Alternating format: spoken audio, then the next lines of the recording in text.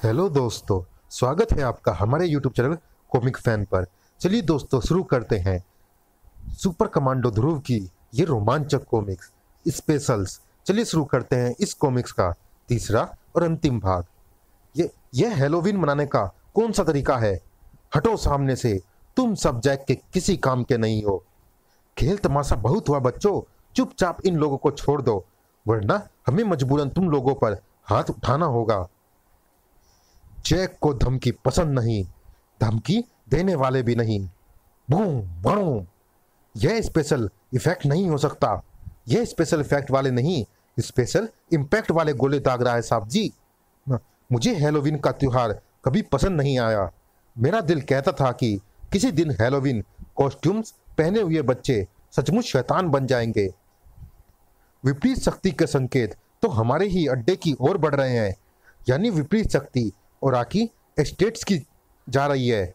ओराकी अड्डे की ओर गाड़ी घुमा। यह सब किसने किया?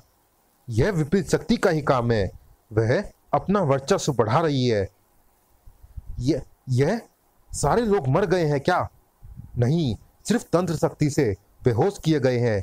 विपरीत शक्ति को बुलाने और कंट्रोल करने वाला भीतर ही होगा। जरा पता तो चले कि कौन सूरमा। तू? चौंक गए? नहीं चौंकते तो मुझे मजा नहीं आता। वोडू उर्फ प्रोफेसर बलसाड़। मुझे पहले ही समझ जाना चाहिए था कि स्वामीनाथन के बाद विपरीत शक्ति को कंट्रोल करने की कोशिश सिर्फ तू ही कर सकती है।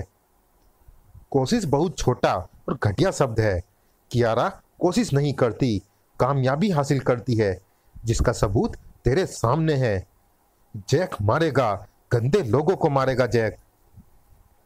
तू बहुत शातिर है लड़की। मेरी हर चाल सोचकर तूने अपने पत्ते बिछाए हैं।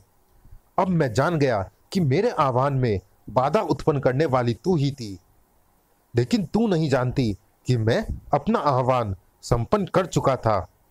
क्या? हा हा हा। चौंक गई? नहीं चौंकती तो मुझे मजा नहीं आता। जैसे इस लड़की ने अंश के शरीर में जैक की आत्मा प्रविष्ट कराई है, मैं तेरे शरीर में उसकी आत्मा प्रविष्ट करूंगा जिसने जैक की जान ली थी, जिसका नाम है रीपर। आ यह क्या कर रहे हो मास्टर? गंदा आदमी रीपर जैक मारेगा। हर पिछली बार तेरा सिर काटा था, इस बार तेरे शरीर के 100 टुकड़े करूंगा। जब तक यह दोनों अपने आपस का मामला सुलझाते हैं, क्यों ना हम दोनों भी आपस का मामला सुलझा ले। बढ़िया विचार है। मरने के बाद तेरी आत्मा पर कोई बोझ नहीं रहना चाहिए। मरना तो तुझे है चुड़ैल। लेकिन मेरे कुछ सवालों का जवाब देने के बाद, इतने सारे लोगों को यहाँ क्रॉस पर किसने बांधा? कितना डरावना दृश्य है। हमें सावधानी से आगे बढ़ना होगा ध्रुव, क्योंकि काले जादू से बंधे ये लोग हम पर आक्रमण कर सकते हैं। उफ, ये तो हमें अपनी जगह क्रॉस पर बांधने की कोशिश कर रहे हैं। यह लोग हैं तो आम इंसान ही, हम इन पर घातक वार नहीं कर सकते। ध्रुव, इनसे निपटने का कोई रास्ता सोचो। सोचने की कोशिश कर रहा हूं, लेकिन यह लोग सोचने दे तब सोचूं ना। मुझे एक तरीका समझ आया है जो शायद इन्हें ठीक करने में कारगर सिद्ध हो। क्या है वह तरीका? इन सभी क्रॉस के ऊपरी सिरे पर एक लाल कपड़ा बंधा है।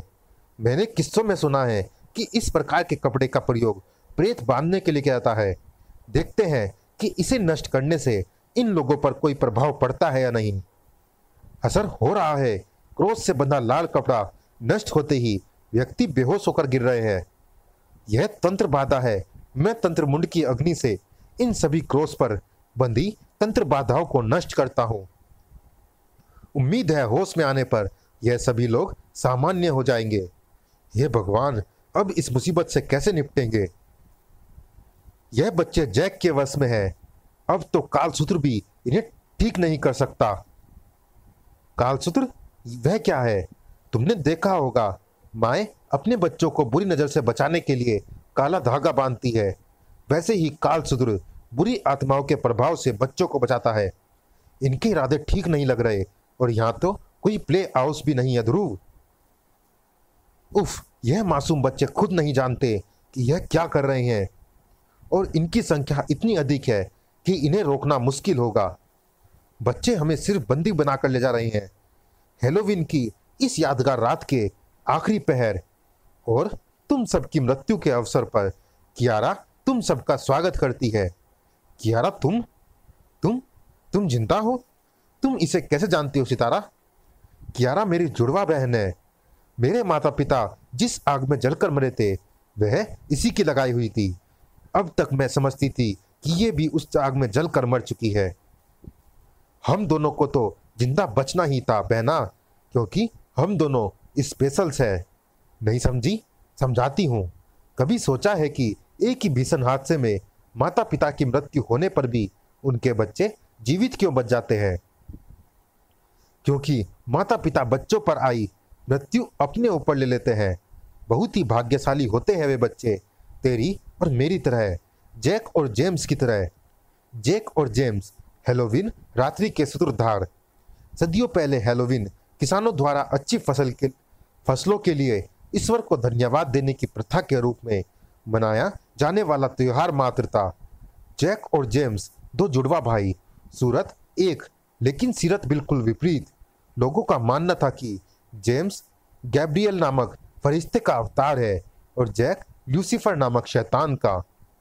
एक रात जब पूरा समुदाय हैलोवीन का जश्न मनाने में व्यस्त था, तब जैक ने सारी फसलों को आग लगा दी। सारा समुदाय जलकर खाक हो गया। जैक के माता पिता भी बचे, सिर्फ जैक और जेम्स, क्योंकि वो दोनों दुनिया के पहले स्पेशल्स थे। यह लगभग वही समय था जब पूरा उत्तरी यूरोप रीपर नामक बच्चों के हत्यारे से त्रस्त था। अपनी तंत्र सिद्धि पूर्ण करने के लिए बच्चों की निर्मम हत्या कर रहा रीपर एक असाध्य रोग से ग्रस्त था और उससे बचने का उसके पास सिर्फ एक ही तरीका था, जुड़वा स्पेशल्स में से सात्विक प्रवृत्ति वाले स्पेशल बच्चे की बलि। अथक प्रयास के बाद रीपर जुड़वा स्पेशल्स को ढूंढने में कामयाब हो गया, लेकिन उससे एक गलती हो गई। गैब्रियल के अवतार जेम्स के धोखे में उसने ल्यूसीफर के अवतार जैक की बलि दे डाली। वैसे भी दुष्ट आत्माओं में सबसे विनाशकारी बच्चों की आत्माएं होती है, और फिर जैक तो खुद ल्यूसीफर का अवतार था। जैक की आत्मा हर साल हैलोवीन की रात जैक ओ लैंटर्न बनकर बच्चों को सम्मोहित करती और उनके द्वारा उनके माता पिता को क्रॉस पर चढ़ा देती। क्योंकि जैक हैलोवीन की रात बच्चों को अपने वश में करता था, इसलिए लोगों में हैलोवीन रात्रि को बच्चों को भूत प्रेत और चुड़ैलों के रूप में सजाना शुरू किया, ताकि जैक की आत्मा भ्रमित हो जाए कि ये बच्चे उसी के साथी हैं। इसी दौरान जैक का जीवित बचा भाई जेम्स चर्च का सिद्ध पादरी बन गया और सेंट जेम्स के नाम से जाना गया। उसने अपनी सत्य शक्ति से जैक की आत्मा को नरक में कैद कर दिया। लेकिन इस पूरी कहानी में स्वामीनाथन, अंश और तुम कहाँ फिट बैठते हो? जेम्स और जैक की तरह सितारा और मैं भी स्पेशल्स हैं। जो मृत्यु हम दोनों के लिए निश्चित थी, उसे हमारे माता पिता ने अपने ऊपर ले ली और हम दोनों ही जीवित बच गए। सितारा अपना उद्देश्यहीन जीवन जीती चली गई, लेकिन मेरे जीवन का उद्देश्य बहुत बड़ा था, स्पेशल की शक्ति पर काबू करना।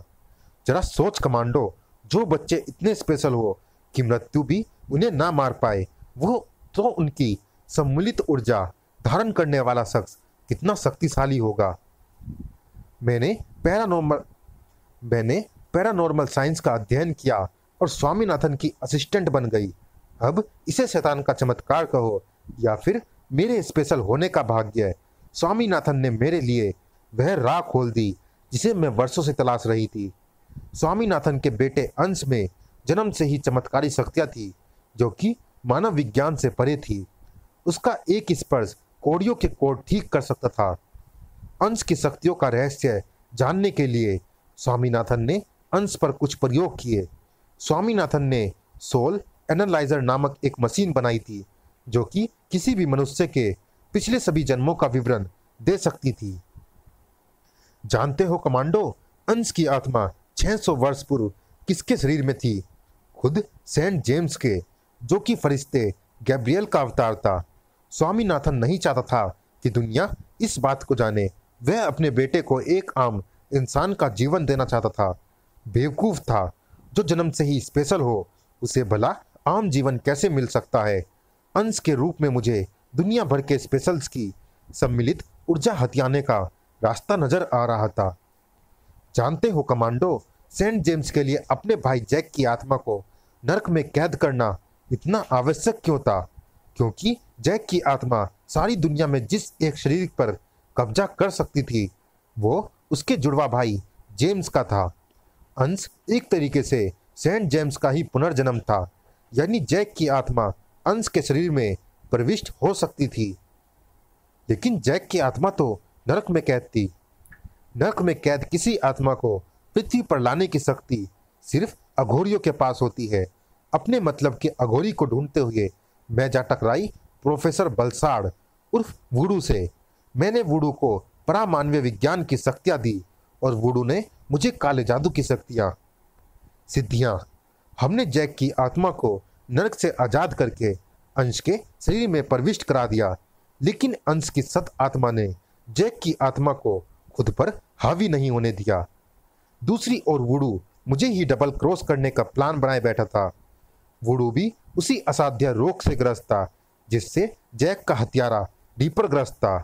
यदि वुडू अंश की सदात्मा की बलि दे देता तो उसकी जान बच सकती थी। वुडू को अंश चाहिए था और मुझे जैक। इसी बीच स्वामीनाथन को मेरी योजना की भनक लग गई और वह अंश को लेकर भाग निकला।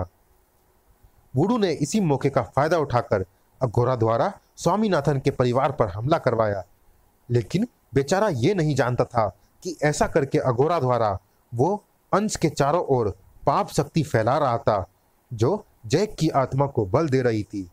अंश के शरीर में मौजूद जैक की आत्मा ने ही अघोरा, स्वामीनाथन और उसकी पत्नी की बलि ले ली। अंश में सिर्फ एक कमी थी कि वह स्पेशल नहीं था। उसके माता पिता की मौत के बाद वह कमी भी दूर हो गई और अंश दुनिया के सभी स्पेशल्स में सबसे अग्रणी बन गया। जैक की आत्मा को क्रियान्वित करना आसान नहीं था।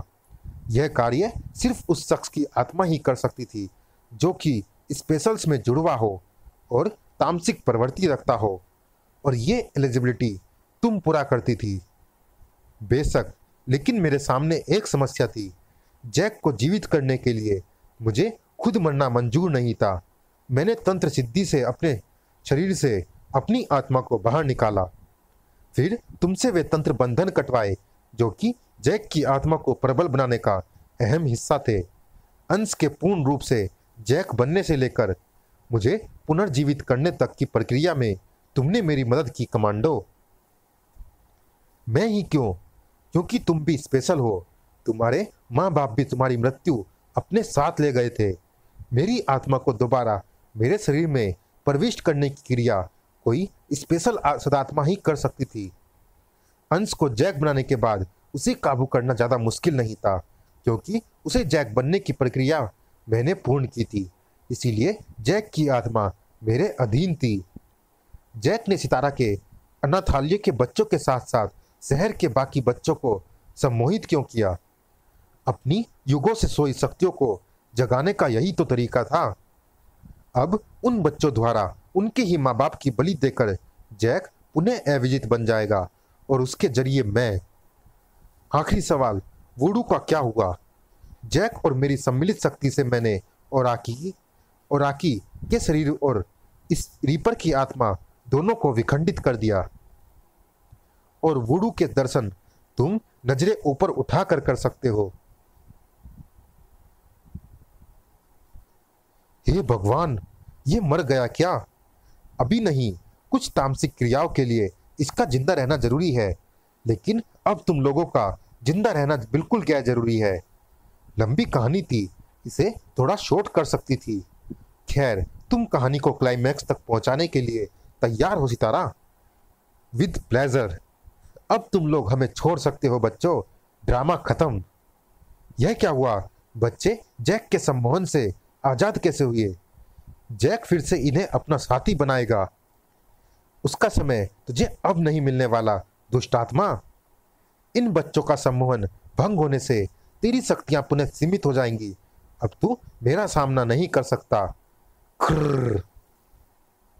बचपन से लेकर आज तक मैं यही दुआ करती रही कि तू एक बार मुझे जिंदा मिल जाए। हत्यारिन, माँ पापा की मौत की सजा मैं तुझे अपने हाथों से दूंगी। धड़ाक। यह जगह तुम्हारे लिए खतरनाक हो सकती है बच्चों, तुम लोग यहाँ से बाहर निकलो। मैंने कमांडो हेडक्वार्टर और पुलिस को इन्फॉर्म कर दिया है, मदद आती ही होगी। श्यों।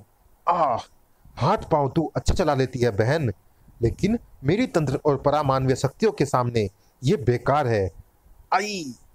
महाकाल की अघोर शक्तियों के सामने तेरी शक्तियां भी बेकार है लड़की। जैक के रहते तुम मेरा कुछ नहीं बिगाड़ सकते। जैक, खत्म कर दो इन सबको। मुझे तुम्हारा दिल तोड़ते हुए बहुत दुख हो रहा है, लेकिन अफसोस, जैक अब तुम्हारा आदेश नहीं मान सकता। वुडू, तूने वुडू को आजाद करा लिया।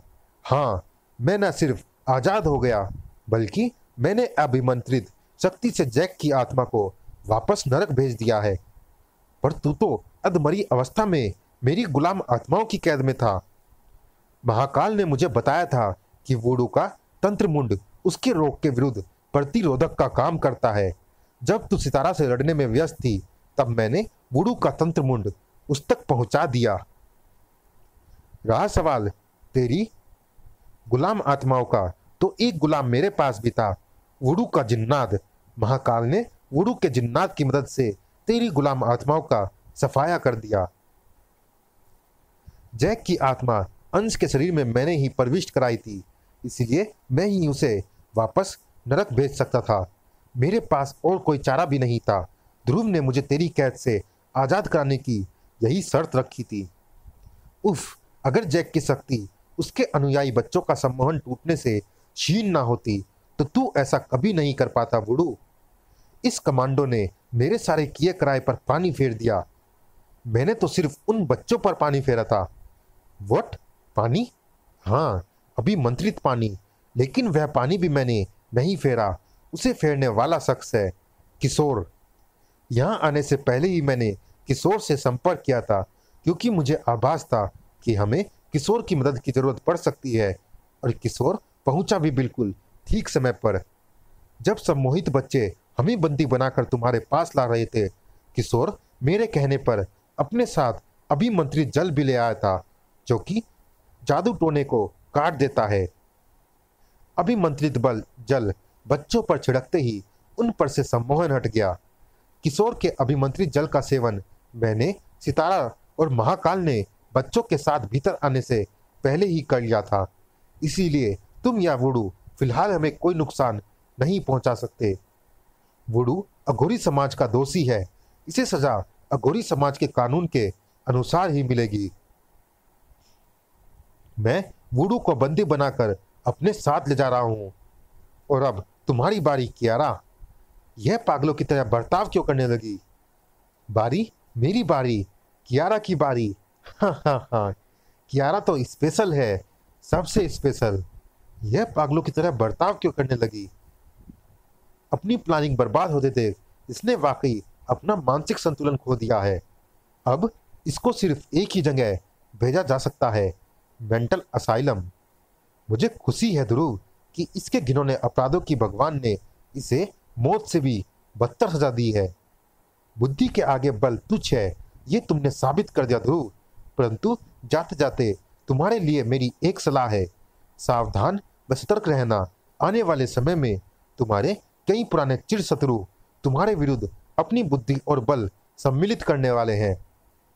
तुम्हें सावधान रहना होगा ध्रुव। मैं हमेशा सावधान रहता हूँ सितारा, लेकिन समय अपने गर्भ में क्या छिपाए बैठा है, यह समय ही बता सकता है। हा हा हा, मार दूंगी तुझे मैं कमांडो, ऐसी जगह मारूंगी जहां तुझे पानी तक नसीब नहीं होगा। समाप्त। चलिए दोस्तों, इस कॉमिक्स में इतना ही। ये रोमांचक कॉमिक्स कैसी लगी आप हमें कमेंट बॉक्स में ज़रूर बताइएगा। और दोस्तों, जिन्होंने अभी तक हमारे चैनल को सब्सक्राइब नहीं किया है, चैनल को सब्सक्राइब जरूर कीजिएगा, ताकि आने वाले कॉमिक्स की अपडेट आपको समय से मिल सके और हम आज ऐसे ही रोमांचक कॉमिक्स आपके लिए लाते रहें। मिलते हैं फिर किसी अन्य कॉमिक्स में, तब तक के लिए धन्यवाद। हर नायक का एक युग होता है, पर हर युग का एक अंत भी होता है। अंत हो चुका है राजनगर में सुपर कमांडो ध्रुव के युग का भी। बची है तो सिर्फ उसकी यादें। लेकिन हर युग के अंत के बाद शुरुआत होती है एक नई युग की। शुरू हो चुका है एक नया युग, और इस युग का सूत्रधार है एक कोड नेम कॉमेट। राज कॉमिक्स में सुपर कमांडो ध्रुव का एक युग परिवर्तक कॉमिक विशेषांक। आज नागराज का निर्माता सुनाएगा नागराज के नरकनाशक बनने की वह कहानी जिससे दुनिया अब तक अनजान है। नरकनाशक का पहला सफर जो वर्षों पहले कौटिल्य नागमणि के हाथों आरंभ हुआ और जो अब कौटिल्य नागमणि के हाथों ही खत्म होगा। नरकनाशक नागराज के अस्तित्व की महागाथा का पहला अध्याय। विश्व की सबसे विनाशकारी शक्तियां आज उसके इशारों पर कठपुतलियों की भांति नाच रही है। नवयुग स्थापना का अंतिम अध्याय वो इसी युद्धभूमि पर मेरे रक्त से लिखना चाहता है, लेकिन नागराज की प्रतिज्ञा है कि नहीं होने देगा वर्ल्ड वार। आतंकहर्ता नागराज की जर्मनी सीरीज की ये आखिरी कॉमिक्स। वो अंधेरे से आते हैं और अंधेरे में ही समा जाते हैं। इनको नफरत है उनसे जिनको रोशनी से प्यार है। पृथ्वी के हर जीव से ये विलीन कर देंगे प्रकाश को अंधकार में, क्योंकि ये है निगेटिव्स और इनको रोक सकने की शक्ति किसी में नहीं है, किसी में भी नहीं। राज कॉमिक्स पेश करते हैं हर चेहरे के रंग उड़ा देने वाला, हर पल रंग बदल देता एक महाविशेषांक। धन्यवाद।